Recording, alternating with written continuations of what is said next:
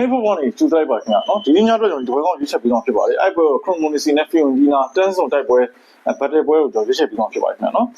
်ဟိုဒီမနေ့ကတော့ကျွန်တော်အဆင်ပြေလေးဖြစ်သွားတယ်ပေါ့နော်ကျွန်တော်ကိုမိုကိုအောက်လေးနဲ့အဲ့တော့ကျွန်တော်လည်းတကယ်ကိုနုညံ့အားနာပြီးတော့တကယ်ကိုစိုးယူပြောချင်ပါခင်ဗျာနော်ကျွန်တော်လည်းဒ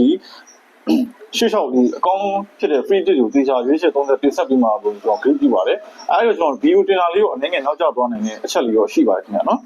အဲ့တော့ကျွန်တော်ဒီနေ့မှာ Chromonicity နဲ့ Fiorentina ဘွဲကိုကျွန်တော်အကောင်းဆုံးရွေးချက်ပေးထားပါတယ်အဲ့ဘွဲလေးကိုရွေးချက်မှုတွေကိုကြည့်လိုက်အောင်ပေါ့နော်အဲ့ကျွန်တော်မင်းညာဆိုရင်တော့ကျွန်တော်ကိုမိုကကျွန်တော်ကိုအောက်ဘယ်မှာအစောပိုင်းကြိုက်တယ်ပေါ့နော်နောက်တော့မှကျွန်တော်ဒီမန်မာထဲမှာကိုဘော်လီဆိုပြန်ရွေးပြပေါ့မန်မာတော့3ပွဲလုံးအောက်ဝင်သွားတယ်ပေါ့နော်အဲ့ကျွန်တော်မန်ဆိုတော့ဒါကိုမိုဘော်လီကိုကြိုက်ပြီမဲ့အစောပိုင်းမှာကျွန်တော်ကိုအောက်ကိုကြိုက်တာဒါပေမဲ့နောက်မှပြန်စဉ်းစားကြည့်တော့ကိုမိုရဲ့ဒီအိမ်ဝင်ချိုးပြမှုကဒီရိုမာရဲ့ဒီရိုမာလိုအသင်းကိုကိုမိုလိုတစ်နှစ်ကတန်တက်လာတဲ့အသင်းရတာပေါ့နော်အချိုးမှုရန်ပြည့်ခံနေနော်အိမ်ဝင်မှာအများဆုံးပေးနိုင်50ပေါ့နော်ဒီကမကပူပေးထားဖြစ်တဲ့အတွက်ဒါကိုမိုနိုင်မယ်လို့ကျွန်တော်ခေါက်ချက်ချပြီးကိုမိုဘော်လီပေးခဲ့ပေါ့နော်နောက်တော့မှကျွန်တော်ဒီပြန်စဉ်းစားပြီးတော့အော်ကိုအောက်ကအဆင်ပြေဖြစ်သွားတယ်ပေါ့နော်အဲ့တော့ကျွန်တော်တကယ်ကိုအားနာပါတယ်ခင်ဗျာနော်အဲ့တော့ကျွန်တော်ဒီနေ့နောက်နေ့မှာကျွန်တော် free တစ်လေးကိုတေချာလေးရေးချက်30တင်ဆက်ပြီးတော့ဖြစ်တဲ့အတွက်ကျွန်တော်လည်း channel လေးကို subscribe လုပ်သေးချင် subscribe လုပ်ပြီးတော့ပြောချင်ပါတယ်ကျွန်တော် video တင်တဲ့အချိန်လေးတော့အနေနဲ့နောက်ကျသွားနိုင်ပါတယ်ခင်ဗျာနော်ကျွန်တော်ရဲ့အချိန်လေးဖက်ပြီးတော့ကျွန်တော်အကောင်းဆုံးကြိုးစားပြီးမှဖြစ်တဲ့အတွက်ပေါ့နော်အဲ့ဒီကျွန်တော် Telegram channel မှာ join လုပ်ပြီးလို့ရှိရင် join လုပ်ပြီးပါအဲ့မှာလည်းကျွန်တော် mount တွေတင်ပြီးတယ် Telegram တစ်တွေတင်ပြီးရှိပါတယ်ခင်ဗျာနော်ဒီ comment မှာ link ရှိပါတယ်ကျွန်တော်နာမည် hey400 ဆိုရက်ရှောက်လေးရပါတယ် okay အဲ့တော့စလိုက်အောင်ဒီနေ့ကျွန်တော် VIP တော့နားတယ်ပေါ့နော်ကျွန်တော် VIP တစ်နားမယ်မန်မာ3ပွဲလုံးကျွန်တော်ထုတ်မှာဖြစ်ပါတယ်အဲ့3ပွဲမှာကျွန်တော်ဒီတစ်ပွဲကို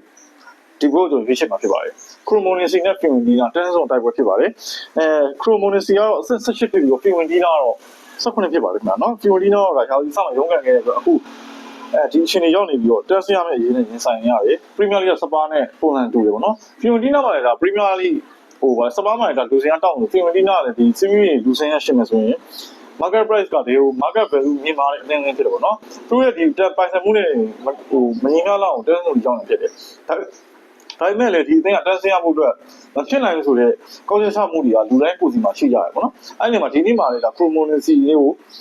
ဟိုဗာလေ Chromonicity နဲ့ Fiorentina ထည့်ပြီးဆိုမှ Fiorentina လူကြိုက်များမယ်လို့လေကျွန်တော်နေသုံးသပ်မိတယ်ပေါ့နော်အဲ့တော့ကျွန်တော်ရွေးချက်မှုနဲ့30ချက်ကိုစကြင်ပါတယ်ဒီမှာ Chromonicity ကတော့အားနည်းတဲ့နေတိုက်စစ်လို့ပြောရမှာပါတယ်ဘာလို့လဲဆိုတော့လက်ချီတသိန်းက22ကိုသွင်းလာပြီးတော့သူ့ရဲ့နောက်မှဆိုရင်22ကိုရှိရ Viola နဲ့ Chromonicity ရှိနေတဲ့အတွက်ပြောရမှာဆိုတော့ Chromonicity ကတိုက်စစ်အញ្ញံဆုံးအသင်းပဲဖြစ်တယ်ပေါ့နော်ကျွန်တော်ကြည့်မယ်ဆိုရင်လည်းဒါတင်းဝက်က၄လက်မှုရှိတယ် cross တွေအားနဲ့တယ်တိုက်စစ်ကလည်းဒါကျွန်တော် Jamie Vardy ကိုတော့အသက်38နှစ်ဝန်းကျင် Jamie Vardy ကိုခေါ်ပြီးကစားနေရတယ်Chromonicity ကလူရနေပြီးတော့ဗျာတင်မှာအဲ့လိုကိုတကူရောက်ရုံးကန်နေနေတာတွေ့ရတယ် Fiorentina ကတော့အောင်သိတဲ့အတိုင်းကစားမ quality ကစားမအများကြီးရှိတယ်ပေါ့နော်အခုဆိုရင်ဒါ Piccoli ရောရှိမယ်နော်ဒါကစားမအများကြီးရှိဒါ Solomon တို့ပါလေအငှားပြေးခေါ်တာအဲ့ကစားမတွေတန်ရတယ်အထားရပါအဲ့တော့ဒါ Fiorentina လူအပြတ်တက်ကွာတဲ့အတွက် Fiorentina ဆိုတဲ့ brand ပေါ့နော် Fiorentina ဆိုတာတန်းစရမယ့်အနေထားမဟုတ်တဲ့အတွက်လက်ရှိကြောပေးမှုကတေးရှုံးပေးထားတယ်ပေါ့နော် level 90တော့ထားပါတော့တေးရရှုံးမဲ့ထားရပေါ့နော်တစ်ဆယ်ဘာမှလုံးမရအဲ့တော့ Fiorentina တေးရှုံးကကျုပ်ပြကြည့်လိုက်မယ်ဆိုရင်ဒါပြင်းထန်မှုရှိတယ်ပေါ့နော်ဒါတေဘယ်ရကြည့်မယ်ဆိုရင်တေဘယ်ကအပေါ်နဲ့အောက်ရက်တည်မှုမှာကအိမ်ဝင်အားသာချက်ကိုကျွန်တော်တွေက50ရာခိုင်နှုန်းလောက်ထက်တွဲနေတယ်50ရာခိုင်နှုန်းလောက်ထက်တွဲမဲ့နေတာမှာဒီအကျွေးမှုတရားမရှိသင့်ဘူးပေါ့နော်ဝေးခွင့်နေတယ်ဒါပေမဲ့လည်းကျွန်တော်ပြန်စဉ်းစားကြည့်အချိန်မှာ Fiorentina အနေနဲ့ rank ကChromonicity ဆိုတာ23လောက်ကွာနေတာကျွန်တော်ပြောရမှာပါတယ်ပေါ့နော်အခု Fiorentina ဆိုတဲ့အသင်းရတယ်ဒါဒီနှစ်မှာဆိုရင်လည်းconference လို့ကန်ရတယ် conference league ကန်ရတယ်အဲ့တော့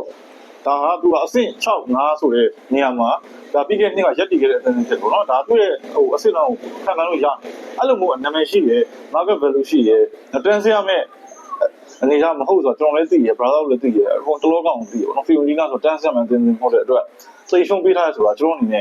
့မှန်ကန်တယ်လို့ကြိုမြင်တယ်မတချို့ကဒီ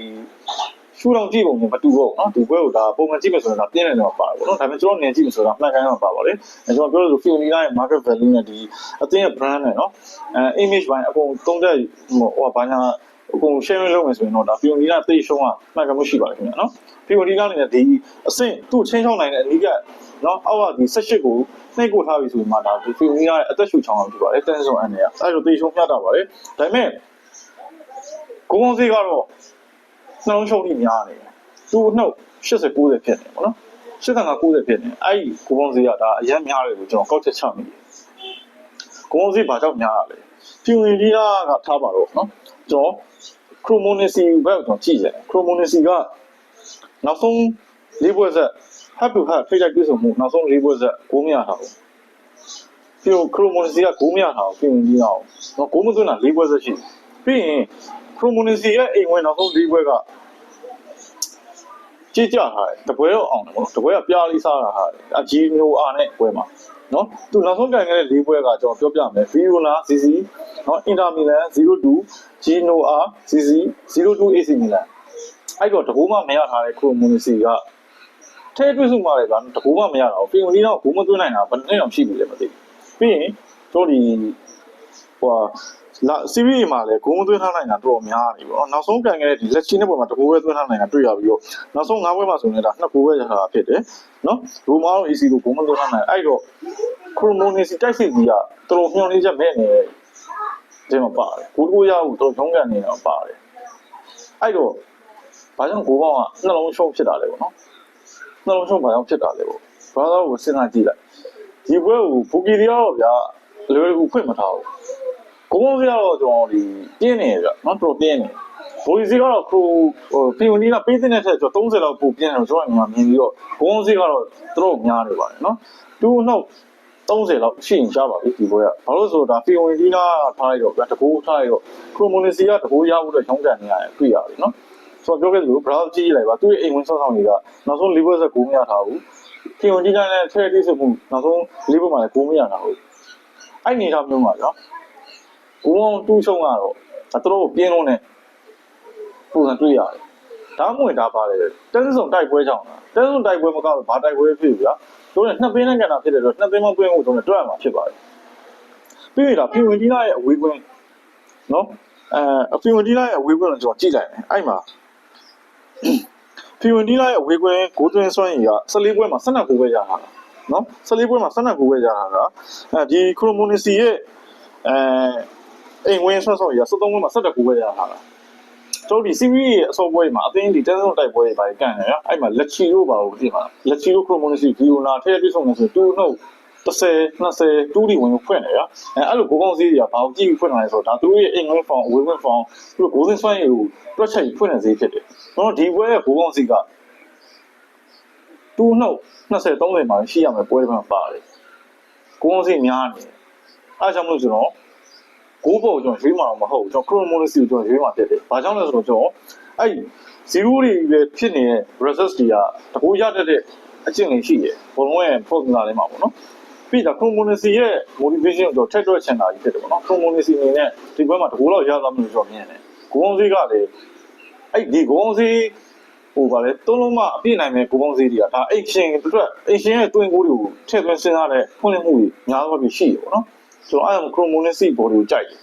ခရိုမိုနီစီ body ကိုကြိုက်တယ်တကယ်လို့ဒီဂိုးပေါင်းသမားတွေဂိုးပေါင်းဆော့နေတဲ့ brother ဆိုရင်တော့ဒီဘက်ကဖီယိုနီနာရဲ့နှစ်ဂိုးကိုပြောင်းနေမယ်ဆိုရင်တော့ဒါဂိုးပေါ်ပဲပေါ့နော်ဒါပေမဲ့ကျွန်တော်ဂိုးပေါ်မရွေးဘူးဒီဘက်ကခရိုမိုနီစီကတကူရသွားပြီးထပ်ပြီးသွင်းမှာမဟုတ်ဘူးနော်ခရိုမိုနီစီအနေထားကဂိုးပြသွင်းမှုထက်ဒါတကူရသွားပြီးသူထင်းကန်ပွဲကိုအချိန်ဆွဲမယ်ထင်းကန်မယ်အဲ့တော့ကျွန်တော်ဂိုးပေါင်းကတော့ကျွန်တော်လက်ဆောင်တယ်ကျွန်တော်ခရိုမိုနီစီကိုကြိုက်တယ်ဂိုးပေါင်းအကြောင်းကျွန်တော်ဘာလို့ပြောရလဲဆိုဂိုးပေါင်းဈေးကိုကျွန်တော်ဟိုခွင့်စိတ်ကြပြီးတော့ရွေးချယ်တာပေါ့နော် policy ကိုပီဝင်ဒီနာပပလေးပြင်းနေပြီမဲ့လို့ကျွန်တော် chromonecy ရဲ့ motivation ပေါ့နော်သူတို့ဒီတန်းစင်းဆောင်တိုက်ပွဲအတွက်သူတို့ရဲ့ခံဘက်ပြနိုင်မှုဟိုကျွန်တော်ညှော်နေနေမှာပါတယ်ပီဝင်ဒီနာကအထက်ကြီးပေးတယ်ပေါ့နော်နေသူ့ဘက်က